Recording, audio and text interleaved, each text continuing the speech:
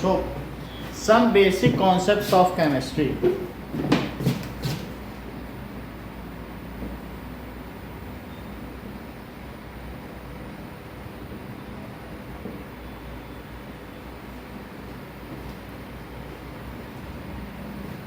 That is, chemistry is a part of natural science. That means जो natural science है, जो nature से deal करे, उसके 3 पार्ट्स हैं. कौन कौन से? फिजिक्स, केमिस्ट्री और biology. Physics deals with inanimate objects of nature. Biology deals with animate objects of nature, and chemistry is intermediate of them. It links with biology as well as physics. It deals with the characteristics of different kind of matter and the changes pertaining to it. क्या characteristic हैं और उसमें change क्या आते हैं, chemical change क्या आते हैं, उसी से तो केमिस्ट्री डील करती है. So now chemistry daily, every week 7,000 new compounds are formed. हमने देखा था कार्बन में. तो जब नए कंपाउंड बनेंगे, नए सब्सटेंस बनेंगे, तो उसकी वजह से फिजिक्स भी आगे बढ़ेगी, क्योंकि वो नया नया बना के देगा. नैनो फिजिक्स बनेगी, ये नया है, इससे मशीन बनाओ, उससे बनाओ, हमने एलॉय बना लिया है, इससे बनाओ, तो नई नई प्रॉपर्टी है. So it is involve in physics also.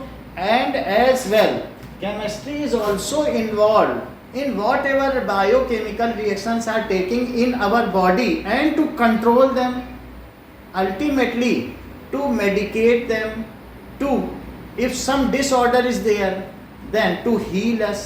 तो chemistry यहाँ भी है.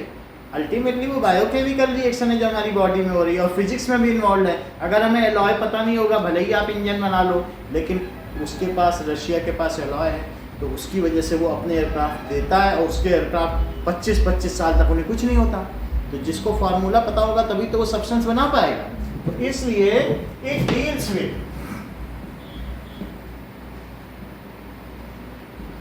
Inanimate objects. इनएनिमेट ऑब्जेक्ट्स ये भी कह सकते हैं कि जो भी उनके एनर्जी लॉ, उन सब के, that is law of nature. इतना तो हम जानते हैं. Chemistry deals with, it is a natural science which deals with characteristics of various kind of matter,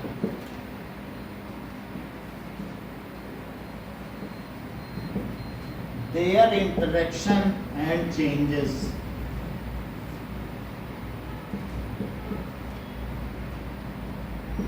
So study of features of animate objects या living being, living world. इस तरीके से. Now, तो केमिस्ट्री एक नेचुरल साइंस है. इसके अलावा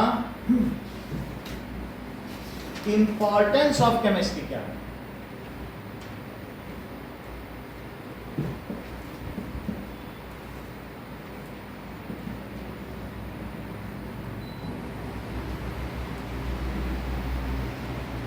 That is chemistry in everyday life. सो इस पर कई बार 8th क्लास से ही आपको ऐसे लिखने को दिया जाता है, केमिस्ट्री इन एवरीडे लाइफ. ऐसा क्यों है? सो केमिस्ट्री कई जगह यूज होती है. केमिस्ट्री, ठीक है, कहाँ कहाँ यूज हो सकती है? So it can be used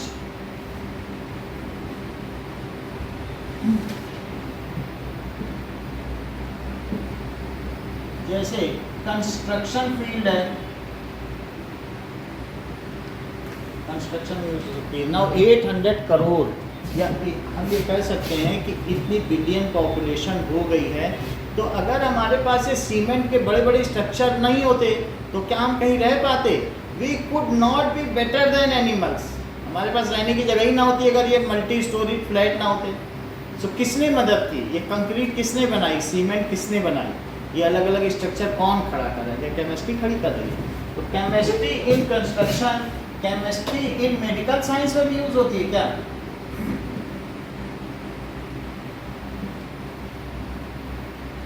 medical science, all the drugs और मेडिसिन, कुछ ऐसी चीज़ें जो नशे वाली होती हैं लेकिन हमारे लिए हेल्पफुल हैं, तो उनको ड्रग्स कहेंगे। वो उससे ज़्यादा लोग हैं तो उसका जो पोटेंसी इतना हाई है कि वो हमें नुकसान कर सकता है। So it should be taken in prescribed quantity.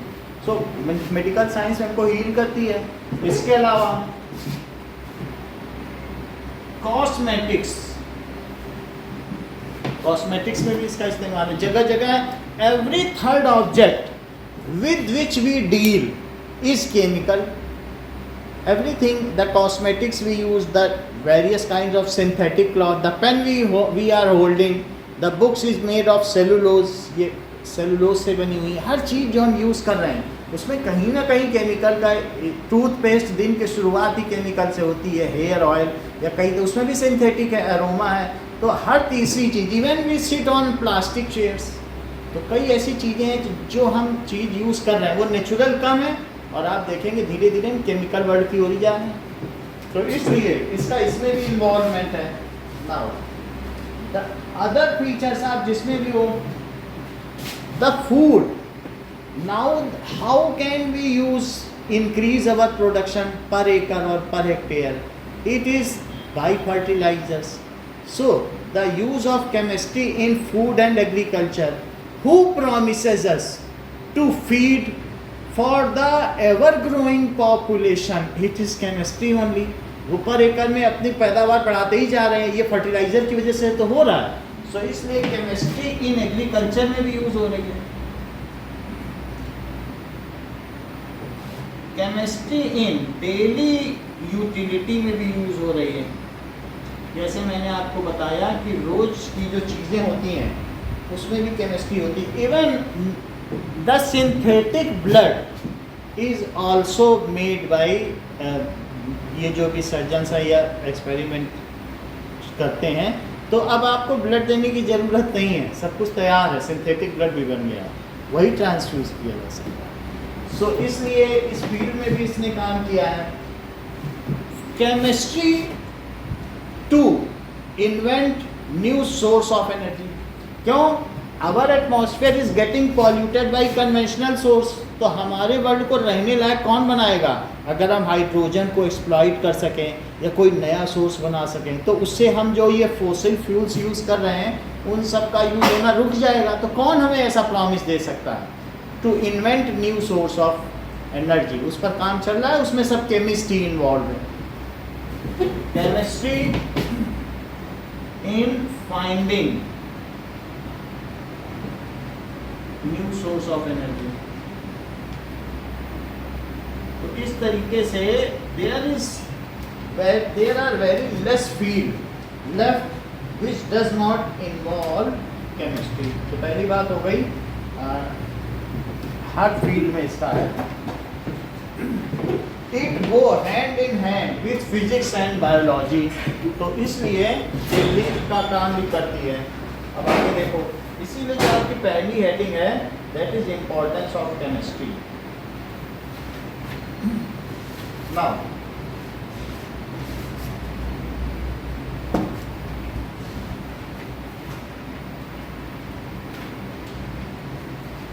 Classification of matter.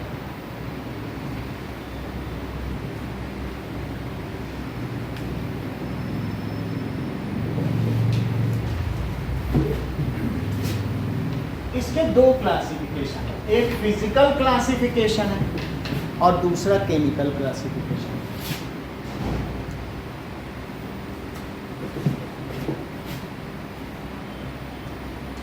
Physical classification by seeing, by appearance, by the compressibility, by density, by fluidity we can also classify the matter in primarily of three types, solid, liquid, gas. ये physical classification देख के ही हम बता देते हैं, एक रिक्शे वाला भी देख के बता दे, तो वो फिजिकल क्लासिफिकेशन।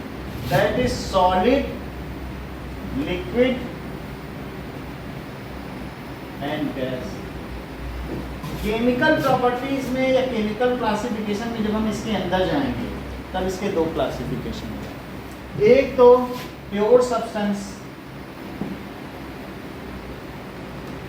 और दूसरा क्या है, मिक्सचर।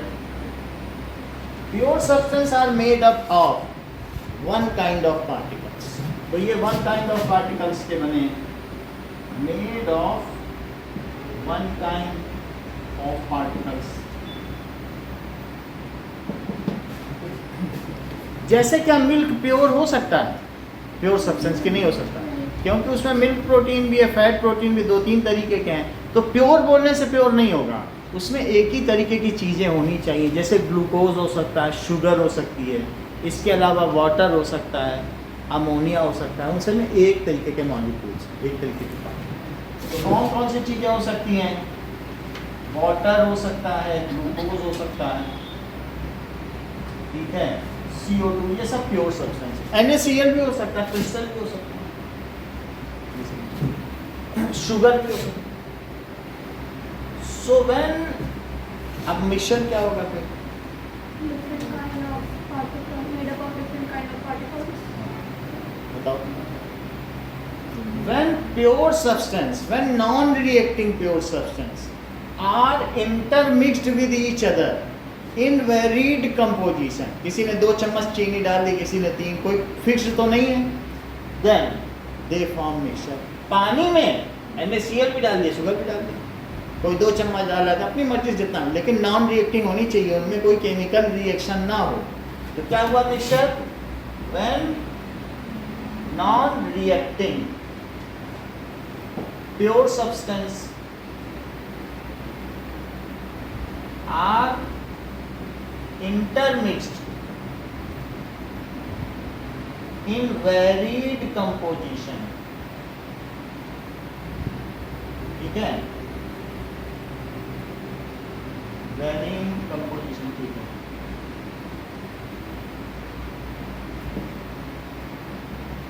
इट फॉर्म मिक्सचर, जैसे सॉल्ट वाटर, शुगर सोल्यूशन, ये सब हो गया।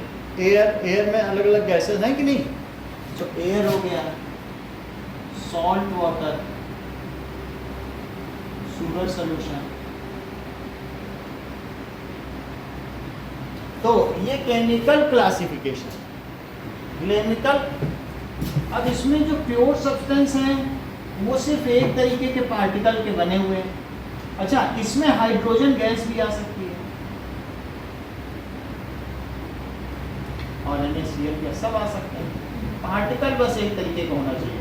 तो प्योर सब्सटेंस के फर्दर क्या 2 डिवीजन हो सकते हैं,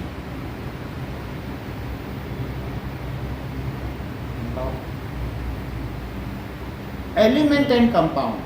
अब उस पार्टिकल के अंदर जाओ तो ये देखो कि वो जो पार्टिकल हैं क्या उनमें एक ही तरीके के एटम हैं कि अलग अलग तरीके के, जैसे HH है तो यहाँ पर HH हो गए, H2 हाइड्रोजन गैस ले ली, तो अब इस हाइड्रोजन गैस में और एक वाटर लो, तो क्या उसमें एक से ज़्यादा अगर हो तो if the particle contains only one kind of atom then it is known as element.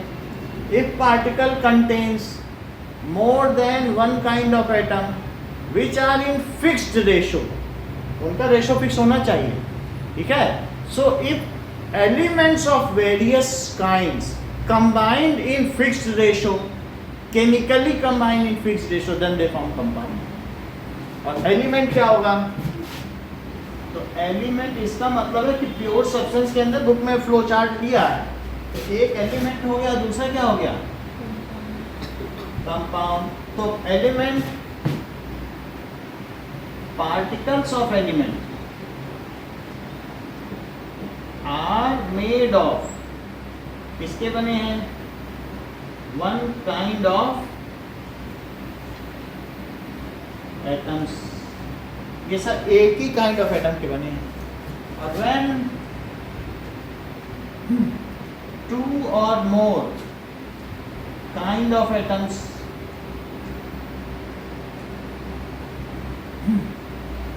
chemically combine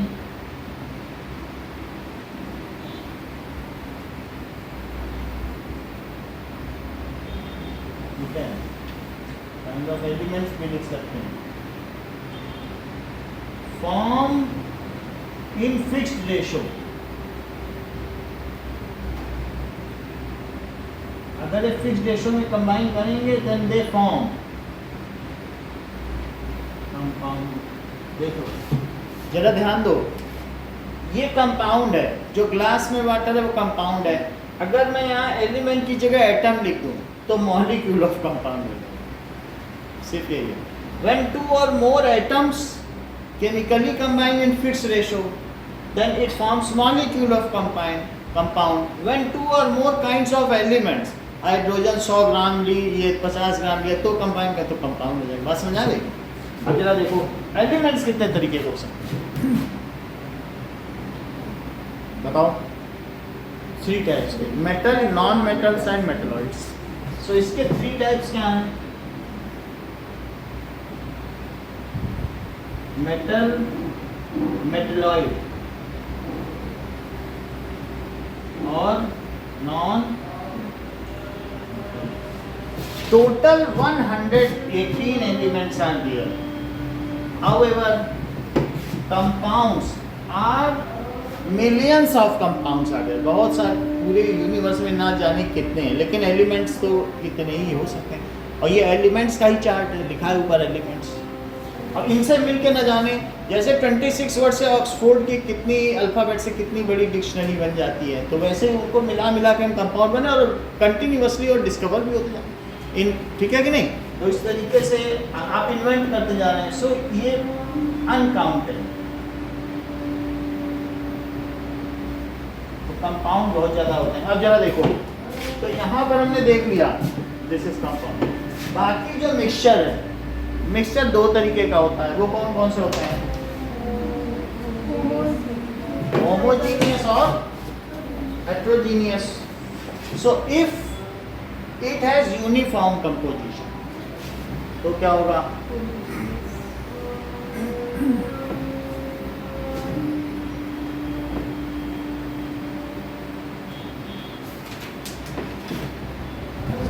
देखिए, तो यहाँ हमने देख लिया था मिक्सचर। अब मिक्सचर के बारे में समझिए।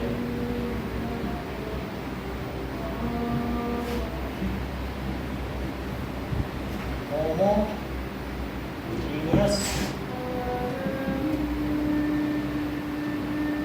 heterogeneous. Homogeneous, it has uniform composition throughout.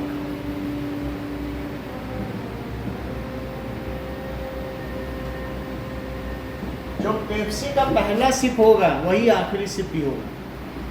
Pepsi पीना शुरू किया तो उसमें ये नहीं कि नीचे कुछ बैठा हुआ नहीं है।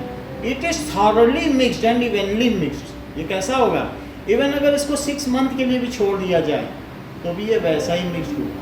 तो ये कैसा होगा? इट इज इवनली मिक्सड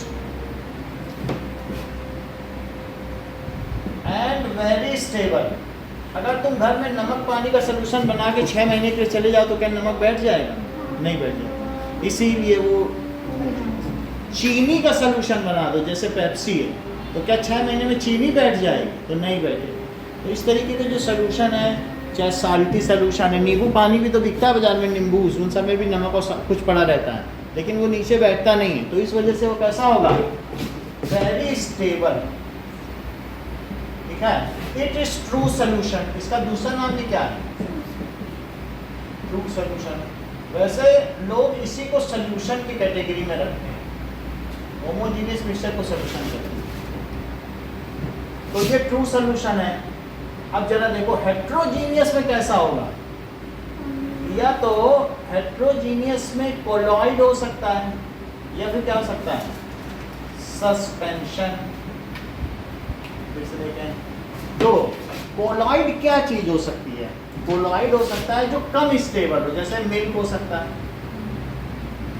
और क्या हो सकता है? Dettol in water. ये मोर स्टेबल है, वेरी स्टेबल। ये लेस स्टेबल है, और it is not stable, it is less stable. अच्छा, हेट्रोजीनियस मिक्सचर क्या होते हैं? It has non uniform composition. इसका कैसा कंपोजिशन है? Non uniform composition.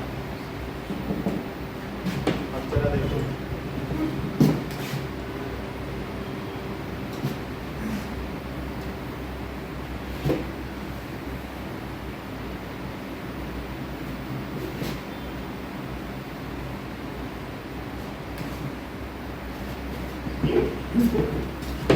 ये देखो, मान लीजिए डिफरेंट पार्टिकल के साइज हैं, कोई छोटा पार्टिकल होगा, कोई बड़ा पार्टिकल होता चला जाएगा ऐसे।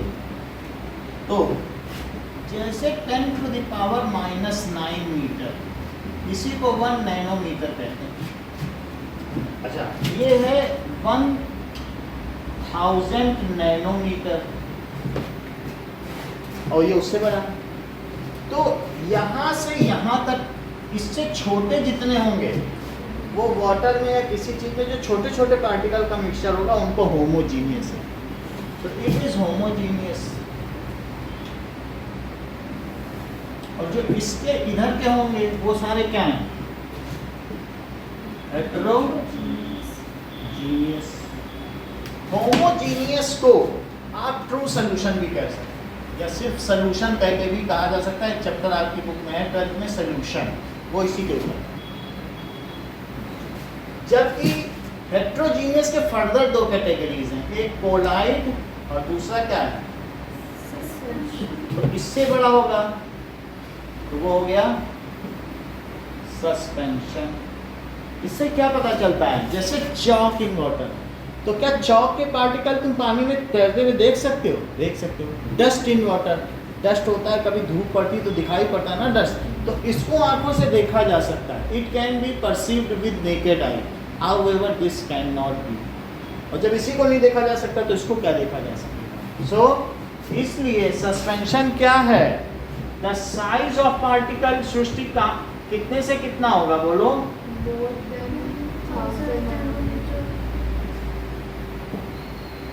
मोर देन 1000 नैनोमीटर। और इसका कितने से कितना होगा? 1 नैनोमीटर टू 1000 नैनोमीटर। ये चीज है, can be seen with naked I,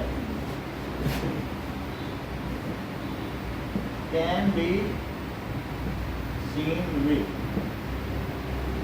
naked eye. अच्छा, इसको नहीं देखा जा सकता, कैन नॉट बी सीन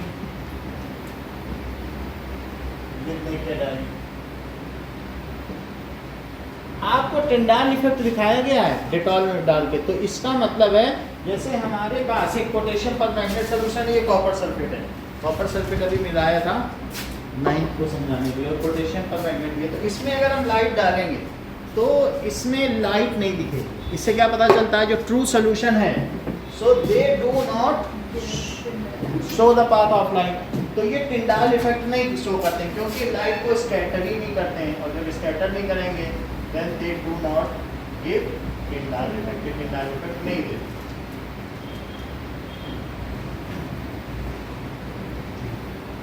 देखें इस चीज को। जबकि डेटॉल इन वाटर है तो उसमें मिल जाएगा, इसमें नहीं मिलेगा। ये दोनों ट्रू सॉल्यूशन है। तो अगर इसमें अगर प्योर वाटर हुआ तो देखो इसमें हमने डाला, कुछ नहीं हो रहा है। लेकिन अगर ये डेटॉल होगा तो बीच से लाइट जाती। समझ में आ गई बात कि नहीं? या हमारा ब्लड है तो ब्लड में रखेंगे तो ब्लड में आप देख रहे हो ये कुछ ना कुछ दिखेगा। तो पूरा ऐसा होता तो बीच में से लाइट अगर और अच्छी बीम होती स्ट्रॉन्ग तो पूरा जाता हुआ दिखता। तो इसलिए कोलाइड में भी लाइट की पूरी बीम दिखती है और साथ में सस्पेंशन में भी दिखेगी, क्योंकि वो स्कैटर कर देते हैं। So do not give Tyndall effect.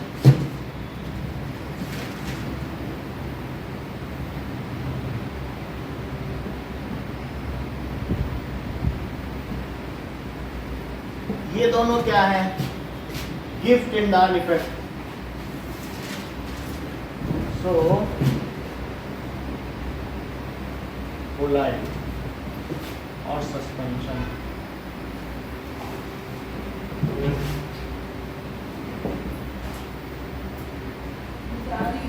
हाँ, और ये भी देता है गिव्स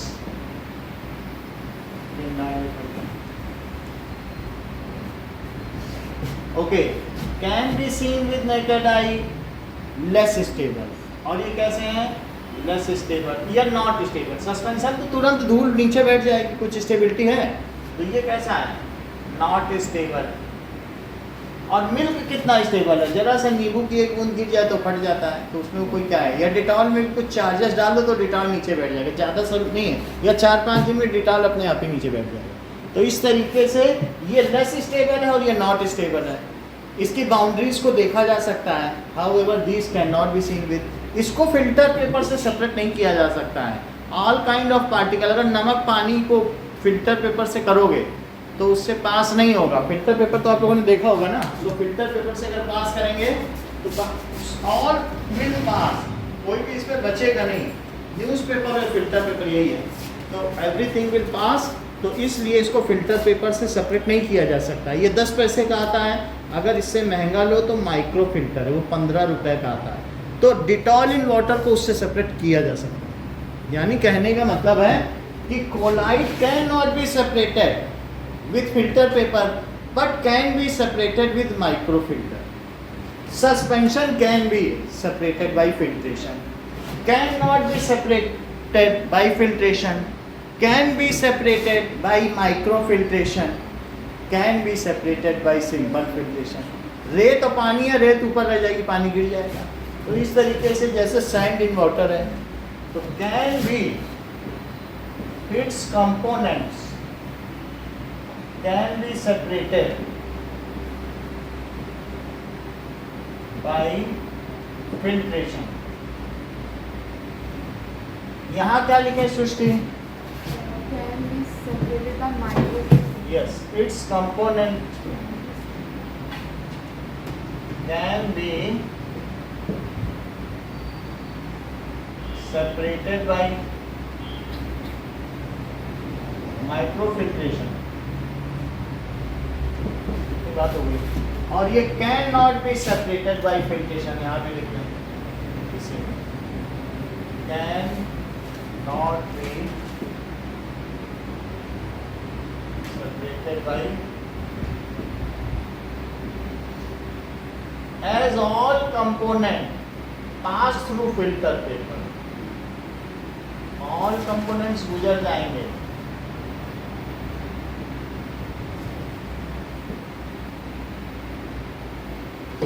पास थ्रू फिल्टर पेपर।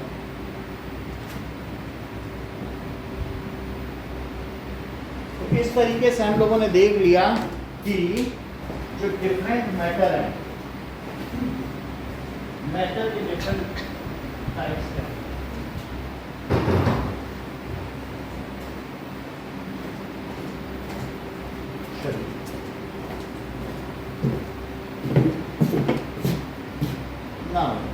आगे की बात करें, प्योर सब्सटेंस 3 पेज हो गए आपके शुरू पे, ठीक है।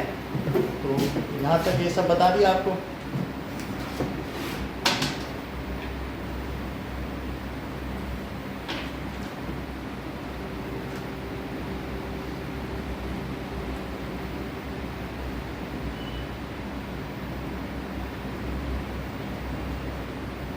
ओके, अगर हम मैटर से ऊपर का भी देखें तो सबसे ऊपर आता है यूनिवर्स। यूनिवर्स 2 चीज़ों से मिलकर बना है, जैसा कि आइंस्टीन ने बताया। एक तो मैटर और दूसरा हो गया एनर्जी। उसी मैटर का हमने क्लासिफिकेशन किया था, एक फिजिकल में और दूसरा किस में किया था?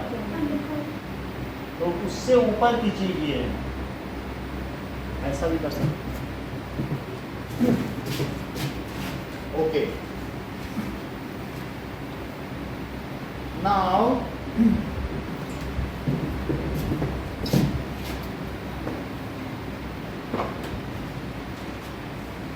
let us have some definition, more definition.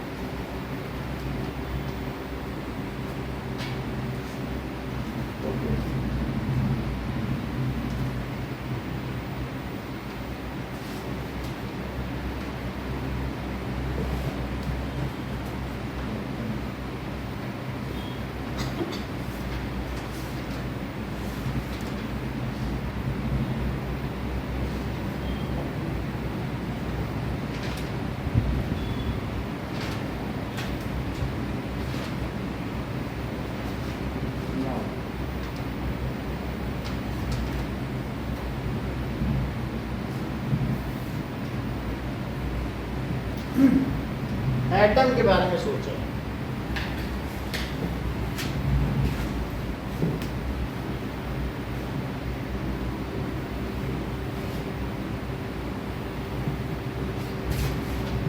Atom क्या चीज है? Atom is a smallest entity of matter which do not lose its identity during chemical reaction. Chemical reaction में जैसे बिल्डिंग ब्लॉक्स होते हैं, हम उसे ट्रेन बना ले या बस बना ले, तो क्या वो जो बिल्डिंग ब्लॉक्स होते हैं एक दूसरे में फंसते हैं, क्या वो अपनी आइडेंटिटी खो देते हैं? वो सब कुछ तोड़ दोगे तब भी वो बचा रह जाएगा। So the smallest entity of matter which do not lose its identity during chemical reaction is known as matter. वो ये नहीं कि टूट जाए, वो इलेक्ट्रॉन नहीं बनेगा, वो एटम एटम ही रहेगा।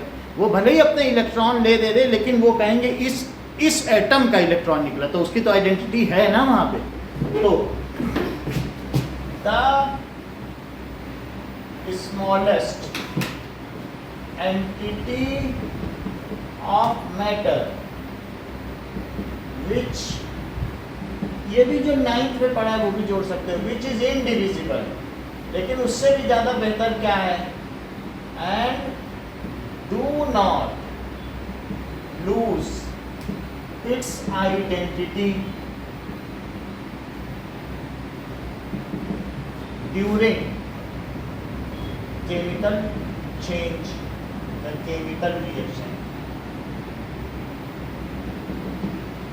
अब मॉलिक्यूल क्या है?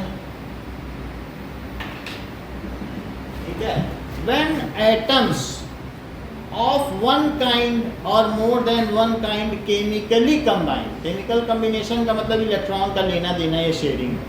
so when atoms of one kind or more than one kind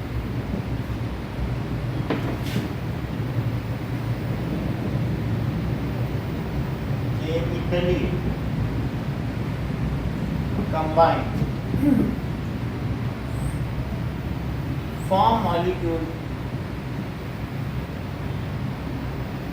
more than one kind होगा तो फिक्स्ड रेशियो में कंबाइन करेगा। Molecule do not lose its identity under normal circumstances. अगर यहाँ अमोनिया का मॉलिक्यूल घूम रहा है, खूब मजे से घूमेगा फिरेगा, जैसे फैमिली मियाँ बीबी और बच्चा आराम से घूमते फिरते रहे, उन्हें कौन पुलिस वाला रोकेगा? सो एक मॉलिक्यूल इंडिपेंडेंटली एग्जिस्ट कर सकता है, एटम नहीं कर सकता क्योंकि पता नहीं उसका ऑक्टेट पूरा है कि नहीं। तो मॉलिक्यूल वो स्मॉलेस्ट एंटिटी है जो अपनी आइडेंटिटी लूज नहीं करती under normal circumstances. It loses it's identity only during chemical change. तभी वो कहती भाई हम मॉलिक्यूल है, हम डिसइंटीग्रेट हो जाते हैं, एक नया सिंथेसाइज कर लेते हैं। सो molecule is that entity, entity का मतलब वो एक इकाई है। so that entity जैसे 2 molecules 3 molecules, तो हम एक entity कह रहे हैं, एक minute. that entity which can freely exist under normal या natural condition in nature, जो नेचर में एग्जिस्ट कर सके वो मॉलिक्यूल है। It only disintegrate during chemical change.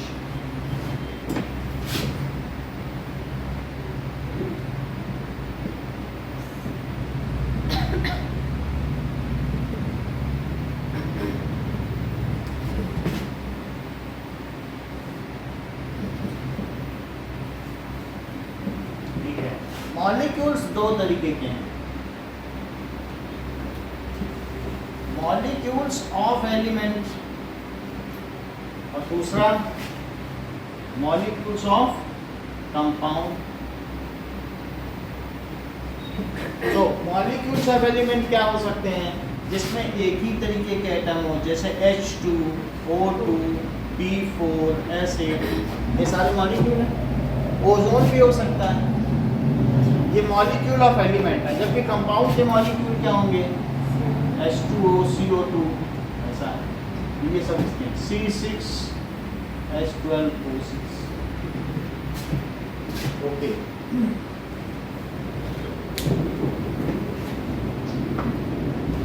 now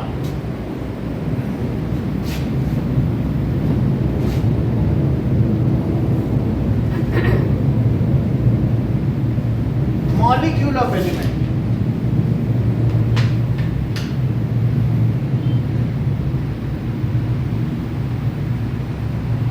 when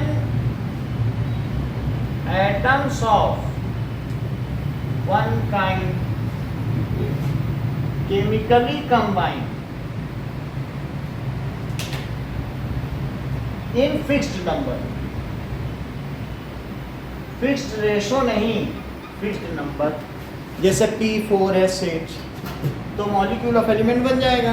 it forms molecule of element. Molecule of compound क्या होगा,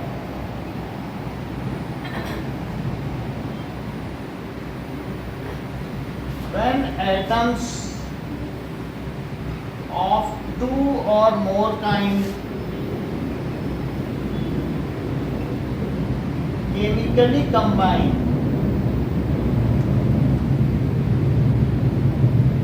in fixed ratio. For example, C:H:O is 1:2:1 in glucose. अगर आप ग्लूकोज में देखोगे तो इनका एक फिक्स्ड रेशो है, इस रेशो में ही तो ये कंबाइन कर रहे हैं और ये मॉलिक्यूल बना। सिंपलेस्ट रेशो देखा जाता है तो 1:2:6 डिवाइड कर दो, then it forms molecule of compound. Next देखिए, now some are physical properties and some are chemical properties.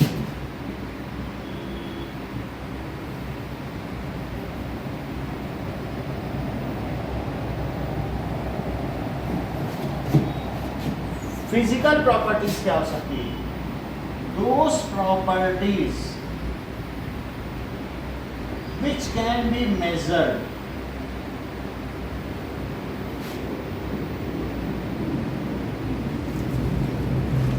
And associated with A number. अगर डेंसिटी है तो कितनी है, मेल्टिंग पॉइंट कितना है, बॉइलिंग पॉइंट, ये सब फिजिकल प्रॉपर्टीज जिनको मेजर किया जा सकता है। For example density, volume, melting point, boiling point, ये सब फिजिकल प्रॉपर्टीज। जबकि chemical properties can be determined only after chemical change.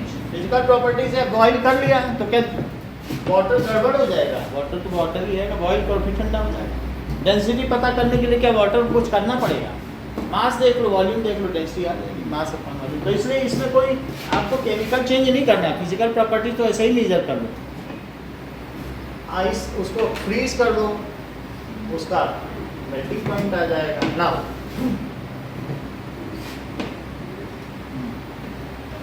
अब देखिए, what is chemical property.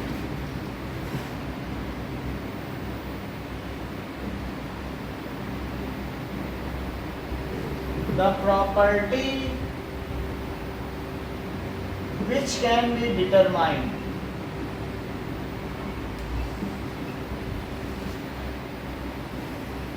only after chemical change।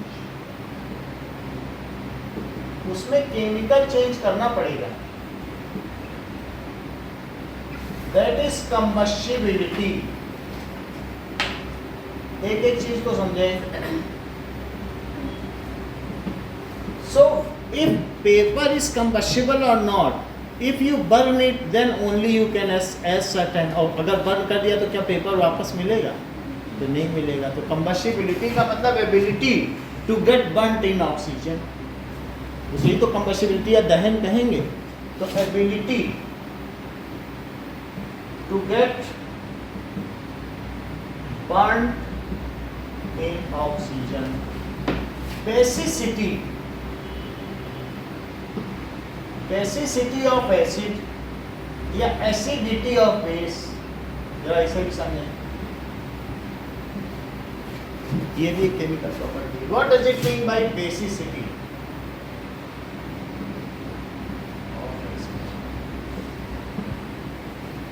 So any molecule of acid neutralizes the number of hydroxide ion is known as its basicity। जरा देखिए कि मैं कहूँ कि HCl की basicity क्या है, ये कितने OH आयन को न्यूट्रलाइज कर सकता है? तो एक ही को कर पाएगा, एक मॉलिक्यूल एक ही को कर पाएगा। तो इस तरीके से ये H2O बना लेगा और Cl माइनस। अगर और ज़्यादा लिखना चाहें तो HCl प्लस NaOH भी लिख सकते हैं, लेकिन उतना लिखने की जरूरत नहीं है, हम HCl लिख रहे हैं क्योंकि हमारा फोकस इस H पर। सो उसमें कितने H प्लस आयन है वही उसकी बेसिसिटी को बताएंगे। तो that can be written as H2O plus NaCl, but this is better. तो इसने कितने बेस मॉलिक्यूल को न्यूट्रलाइज किया? The number of OH ions neutralised by single molecule of acid is known as its basicity. जरा फिर से देखो, अगर मैं H2SO4 की बात करूं तो इसमें एबिलिटी है कि 2 OH आयन को न्यूट्रलाइज करते हैं, क्योंकि इसके पास 2 H प्लस हैं। तो इसको कहेंगे डाई बेसिक। इसको क्या कह देंगे? Dibasic. फिर सल्फेट आयन निकाल देगा। वैसे करना चाहो तो N2NaOH लिख दो, Na2SO4 बन जाएगा, जैसे 10th में किया करते थे। अच्छा, H3PO4, ये 3 OH आयन को, that is phosphoric acid. Phosphoric acid भी कहते हैं या ऑर्थोफॉस्फोरिक एसिड, वो बाद में देख रहे हैं। अब जरा देखो, क्या ये 3 OH आयन को न्यूट्रलाइज कर रहा है और फॉस्फेट आयन बना रहा है? तो इसलिए phosphoric acid is try basic as it neutralizes 3 OH ion। इसलिए है एसिड की बेसिसिटी होती है और बेस की एसिडिटी होती है। Ability of neutralising OH ion, तो ये इसकी ट्राई बेसिक कहना है। और ये बोलो क्या कहलाएगा? डाई। और ये कहलाएगा मोनो। इसकी डेफिनेशन लिख लें।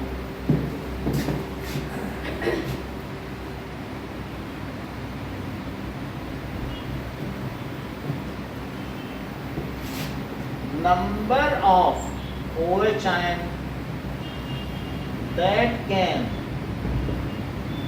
be neutralized by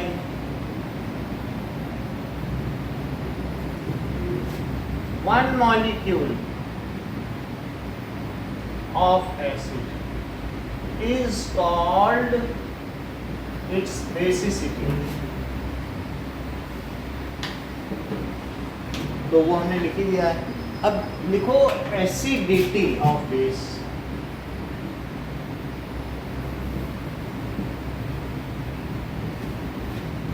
number of H plus ion that can be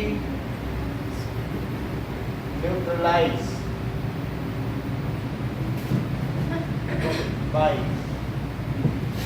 an acid by some base, by a base is called। जैसे देखो NaOH कितने H प्लस को न्यूट्रलाइज कर पाएगा?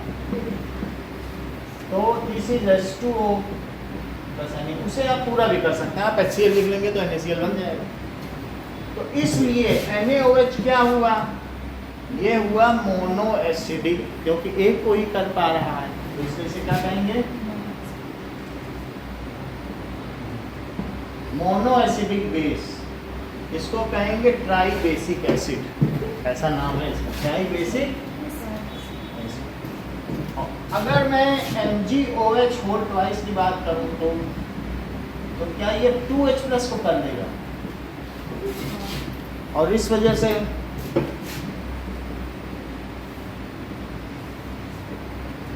ये डाई एसिडिक बेस हुआ। और अगर AlOH होल प्राइस की बात करूं तो ये एल्यूमिनियम हाइड्रोक्साइड 3H प्लस को कर देगा, और इसलिए ये क्या हुआ,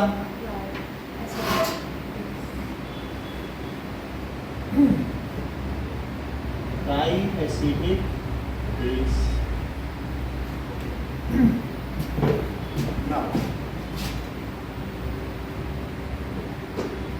that is matter and its measurement.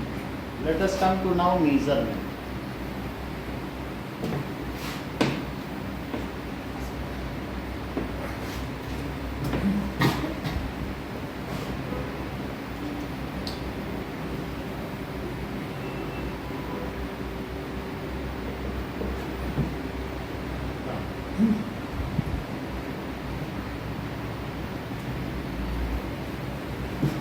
So, different kind of systems are adopted for measurements.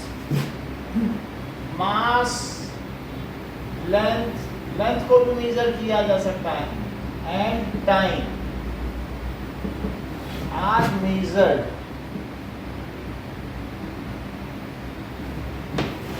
in various types under different scales.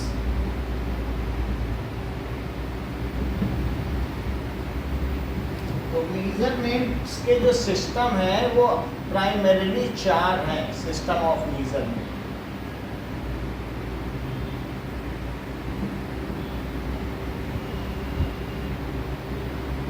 That is FPS system, then CGS system, then NTS system, then SI system. 4 types of systems of measurement। अभी तक अगर आप history में देखेंगे तो ये 4 system है, जिसमें से FPS सिस्टम हम लोगों को ब्रिटिशर्स दे के गए, तो ये ब्रिटिश सिस्टम है। Foot pound system, foot pound second, तो ये कौन सा सिस्टम है, ब्रिटिश सिस्टम। अच्छा, CGS that is centimetre gram second. Chemistry में अभी भी यही यूज होगा, तो जब आप फिजिक्स पढ़ना तो इस पे चले जाना, और जब आप केमिस्ट्री पढ़ना तो CGS में रहना, और ब्रिटिशर्स हो तो फुट और पाउंड पे चलना, 1 फुट 2 फुट ये सब भी ब्रिटिशर्स का। और ब्रिटिशर्स उससे पहले उनको नेपोलियन दे के गया, तो नेपोलियन से ब्रिटिश ने लिया, ब्रिटिशर्स हमको दे के चले। अच्छा देखो, that is centimetre gram second used in chemistry. अभी भी आप देखो मॉलिक्यूलर मास या मोलर मास ग्राम में लिखा जाता है, केजी में कहाँ लिखा जाता है, तो this is used in chemistry. और आगे भी आप देखोगे तो ये सब सेंटीमीटर में बहुत सारी लेंथ आगे मेजर करते हैं। Now it is metre, kilogram और सेकेंड। ये डेसिमल सिस्टम,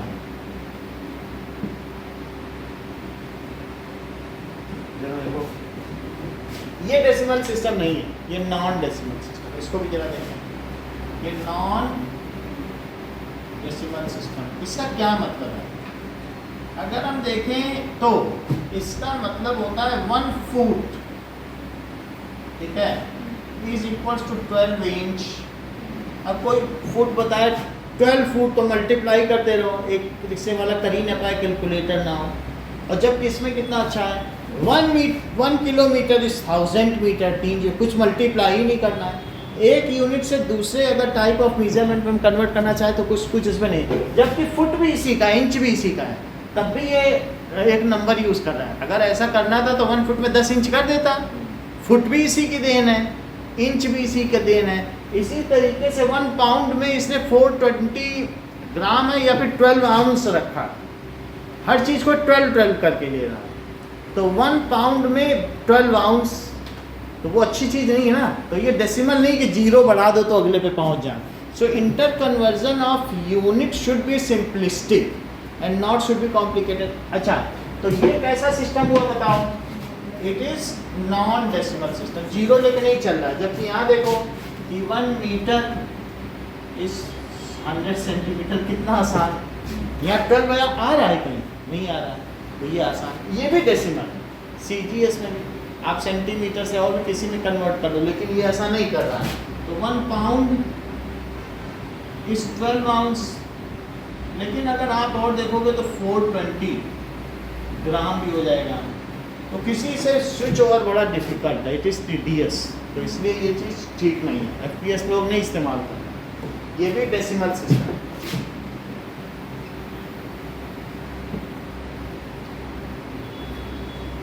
सो नाउ इसको कहते हैं सिस्टीम इंटरनेशनल, या सिंपल में लिखे वो तो फ्रेंच है, तो हम सिस्टम इंटरनेशनल लिखे। हाँ बोले जो वर्ल्ड वाइड वैल्यूज चल रही हैं। अभी जो चल रही है, बिकॉज आगे चलने पे हमने देखा कि इन सब से नहीं होगा। सिर्फ हम मास, लेंथ और टाइम से नहीं चलेगा। अब तो हमको टेम्परेचर भी मेजर करना है। तो इस तरीके से जो बेस क्वांटिटी है वो हम बढ़ाते गए और उसको 3 से बढ़ा के हमने 7 कर दिया। So now the base quantities have been increase. Temperature को भी हम मेजर करते हैं, उसको केल्विन में करते हैं। फिर आगे हमने देखा इलेक्ट्रिक करंट भी मेजर की जाने लगी, वो भी एक बेसिक क्वांटिटी है। फिर करंट, फिर उसके बाद हमने देखा इंटेंसिटी, लाइट की ल्यूमिनस इंटेंसिटी, ये भी मेजर की जाने लगी। फिर मोल भी आ गया कि अगर हम कोई सब्सटेंस है तो हम केमिस्ट्री में केजी में ना लेकर के उसको एक अलग यूनिट लेके चलते हैं, तो मोल। सो उन सब चीज़ों को हम देखेंगे। देयर आर 7 बेस क्वांटिटी जिनके बिना हमारा साइंस में काम नहीं चल सकता। तो इसलिए उन सबको मेजर करने के लिए फिर 7 यूनिट्स चाहिए। यहाँ तो सब 3-3 यूनिट हैं। तो इसके लिए 1875 में सब लोग मिलकर बैठे। किस समय? 1875 में बैठे, ठीक है। और ये पेरिस में, फ्रांस में पेरिस में ये लोग बैठे थे और उन्होंने डिसाइड किया सिस्टम इंटरनेशनल में। 2000 साइंटिस्ट मिलकर बैठे और उन्होंने SI सिस्टम दिया। सारे साइंटिस्ट उस पर एग्री हो गए। सो अब जरा देखें। So it came in 1875। Okay, अब इन सब में क्या होता है? It involves 7 base units. जरा एक बात बताओ, क्या तुम 1 kg को ग्राम में बदल सकते हो? 1 kg में कितनी लेंथ होती है, कितने मीटर? बेस यूनिट्स ऐसी होती हैं जिसको एक से दूसरे में नहीं बदला जा सकता। अगर मैं कहूँ 1 kg को सेकंड में बदलो तो नहीं बदला जा सकता ना, kg से कैसे कोई सेकंड? तो base units are those which can not be expressed in some other base unit. Base unit वो होती हैं जिनको हम करंट को तो मास में नहीं एक्सप्रेस कर सकते हो, तो उनको अपने में ही किया जा सकता है, इसीलिए उसकी ज़रूरत है। तो पहले बेस यूनिट देखें होती क्या है। हाँ, इसके अलावा जो बाकी जो होगी वो इन्हीं में से निकल के बनेगी, जैसे हाँ, तो इनसे निकल के वो सब इसी से निकलेगी, वो डिराइव्ड यूनिट होगी ना।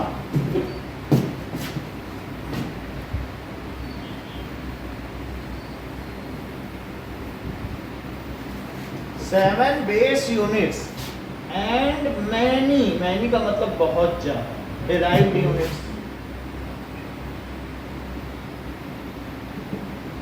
बेस यूनिट क्या होती है? तो अब जरा इस चीज को देखते हैं।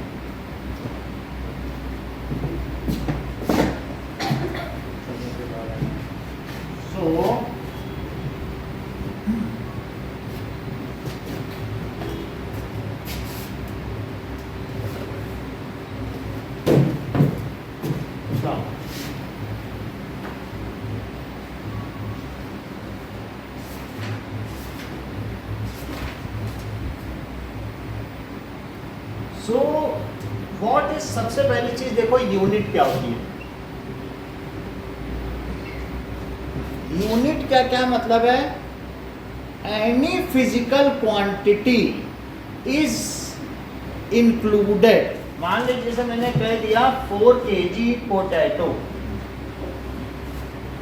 इसका मतलब है 4 times of 1 kg potato.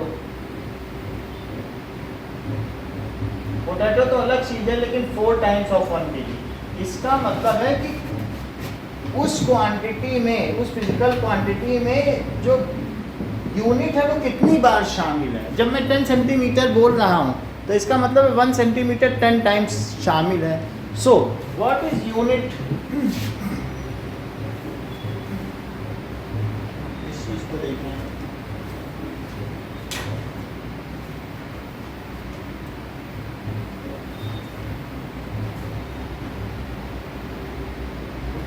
The comparison,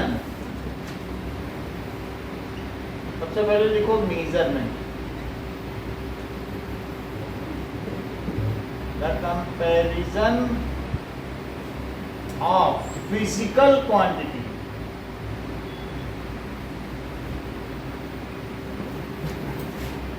with a standard of same kind। किसी को यूनिट का है ऑफ सेम काइंड। अब हमने सबने मान लिया 1 kg हमारा स्टैंडर्ड है मेजरमेंट का। अब जितनी बार भी शामिल हो, तो हमने 4 kg पोटैटो को कैसे कंपेयर किया, 4 टाइम्स ऑफ 1 kg, तो हमने उसको कंपेयर कर लिया। और यहाँ 1 kg क्या है, it is standard of same kind, so it is called unit. Now what is unit? Unit is a basic, it is basic, arbitrarily chosen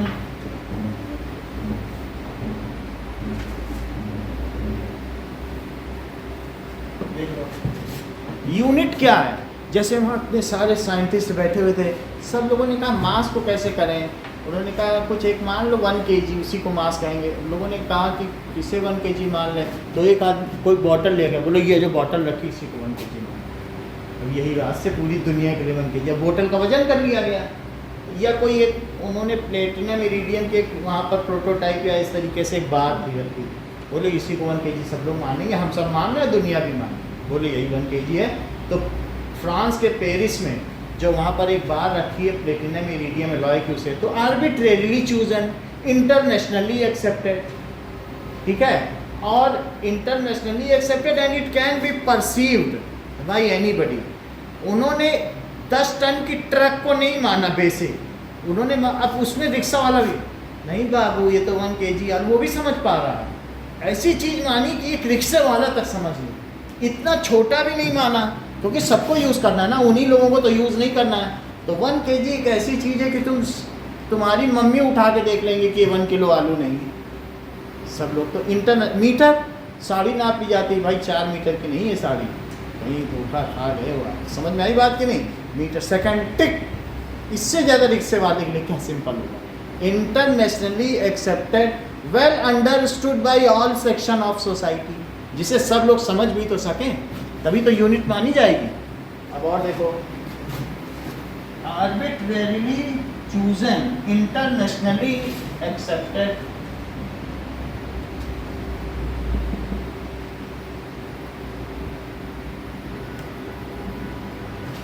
ठीक है, रेफरेंस स्टैंडर्ड, उसी को सब लोग रिफर करें, उसे रेफरेंस भी कहा जाएगा, वो सबके लिए स्टैंडर्ड बनेगी।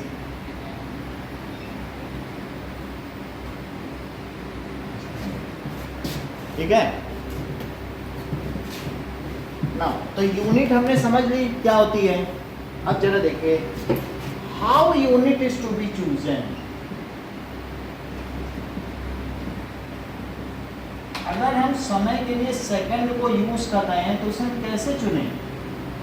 क्वेश्चन पूछा जा रहा है, how unit to be chosen. It is well understood by all section of society, उस यूनिट को सब लोग आसानी से पता कर सकते। तो प्रॉपर्टी क्या है? It is well understood by all sections of society.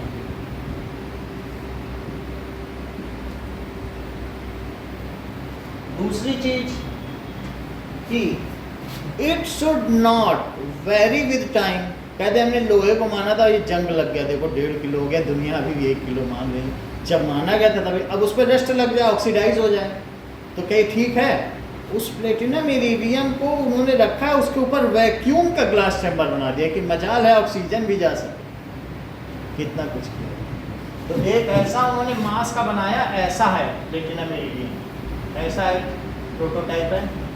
और कौन सा एलॉय है? Platinum iridium. इसी को 1 kg मान लिया और ग्लास चैम्बर के अंदर बंद कर दिया, तो ये बदल नहीं रहा है इसका जो भी है। It can be procured by all stakeholders. यहाँ की लेबोरेटरी है, मौसम विभाग का, हमें 1 kg मंगाना है, पेरिस को फ़ोन किया, उसने उसी तरीके का उसका रेप्लिका या सिमुलेटर डिस्पैच कर दिया, इसने भी प्रोक्योर कर लिया। ऐसा ना हो कि नहीं हम तो नहीं दे सकते, हर एक 1 किलो का बांट लिए घूम रहे सब्जी वाले। तो कितने छोटे छोटे लोग प्रोक्योर कर रहे हैं। और तुम्हारे हाथ में सेकंड वाली घड़ी भी है, डिजिटल, 50 रुपये में आ जा रही, तो आसानी से हर सेक्शन उसे प्रोक्योर तो कर सके। मीटर स्केल हमने खरीद लिया, तो आसानी से कोई भी खरीद सकता है। So it can be well understood, it can be procured by any stake holder या interested laboratory, national science laboratory, जिस जो चाहे वो कर सकता है। तीसरा, it should not vary with time.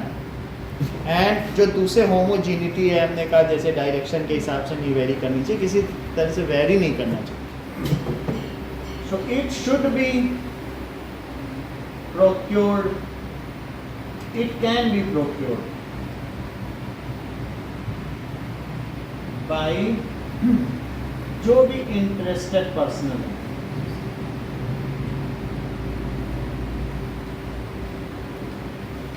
इतनी बात हो गई।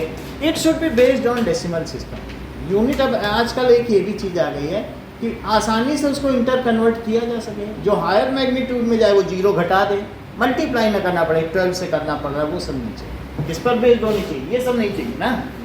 तो it should be based on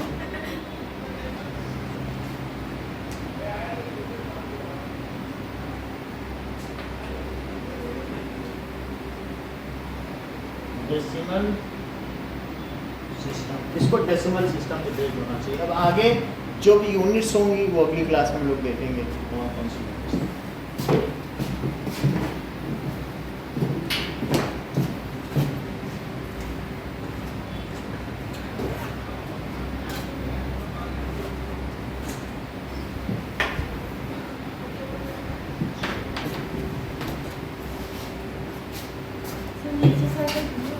क्या